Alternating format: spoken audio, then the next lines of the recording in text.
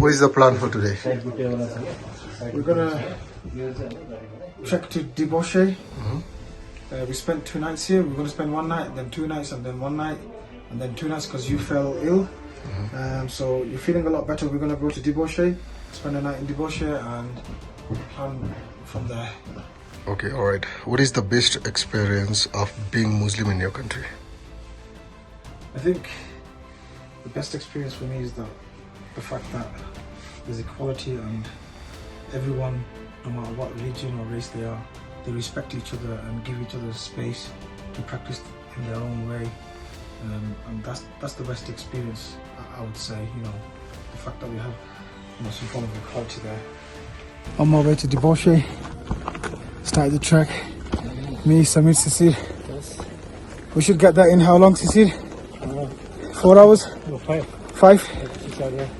5 to 6. We'll see. But this is the beginning. Stay tuned. The role I play as a citizen, I have to set an example. I have to be, you know, good, and I have to be law-abiding.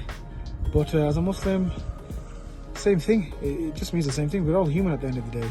I don't want to be the first whatever, but I just want to be a guy that's climbing a mountain. But I just happen to be Bangladeshi and a Muslim at the same time, and probably the first ones. So there's no real reason except to set an example, to inspire people and to motivate them to do what they want to do, and to show them that it is possible to do whatever you want to do and grab your goal. The feeling that I get when I'm climbing the mountain, it's a lot of mixed emotions, to be honest with you. I'm always challenging myself, and in my mind I'm focused and motivated to do what I've got to do and accomplish what I've got to accomplish. But at the same time, because I'm climbing sometimes, a lot of the times for charity actually, I'm thinking about the people I'm going to be helping. So that gives me more motivation and more drive to go for it and, you know, succeed. Climbing and my faith initially didn't go together because I was climbing for passion and my faith was there and they were separate. But when I did my first climb, I didn't do any charity with it. But what happened is my mates forced me to do some charity work, and in the end we ended up raising money to build 10 water wells. And when I gave that money, it really opened up my heart, and I really felt as though this was a calling for me and this was something that I needed to do. So from now on, any climb that I do, whatever it is, for whatever reason, I always attach a charity to it and try to help people out. So they do go hand in hand, the faith and climbing. We're just trekking to Debauche, and I've just got my first view of Ahmedablam again. I don't know how I feel about it, but I love the mountain and I love Ahmedablam. But we're going to walk past it this time, and we're going to go to Mother Earth, Mount Everest, Sagarmatha.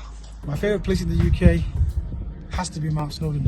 I love going there. I go there often to train and climb, to try and get fit. But yeah, Snowdon is my most favourite place. The thing I can say about being Muslim is you're always under the eye, and you're always being watched and scrutinised. So I would say you have to be in your best behaviour, be polite, be humble, be friendly to your neighbours, and you know, your town is your home, so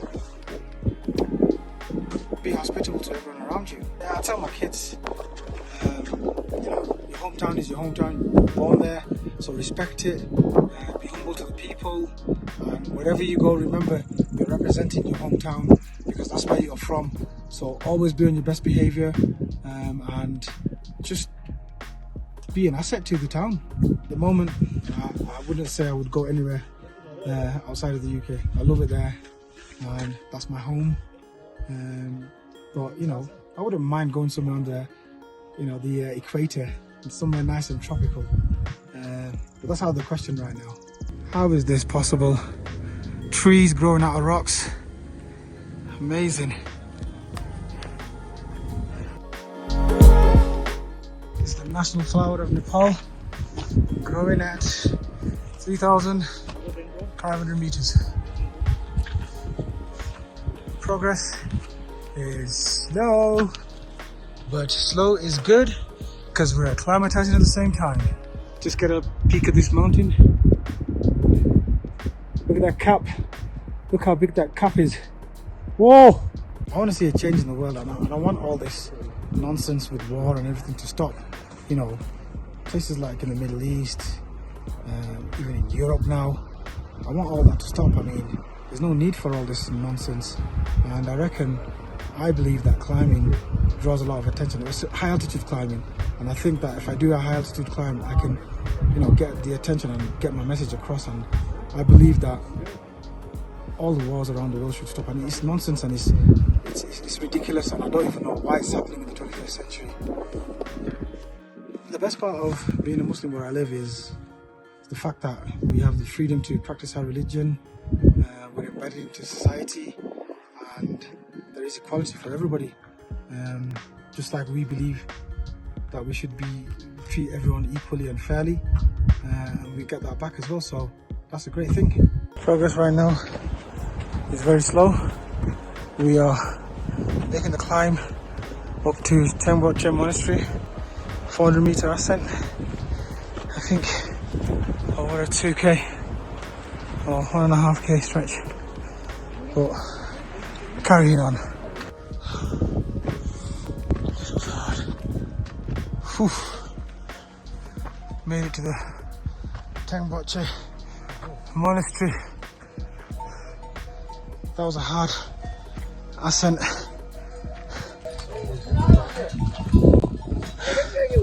Elevation is 38.76 according to my watch. It might be on and off a little bit, but we're at the Tengboche Monastery.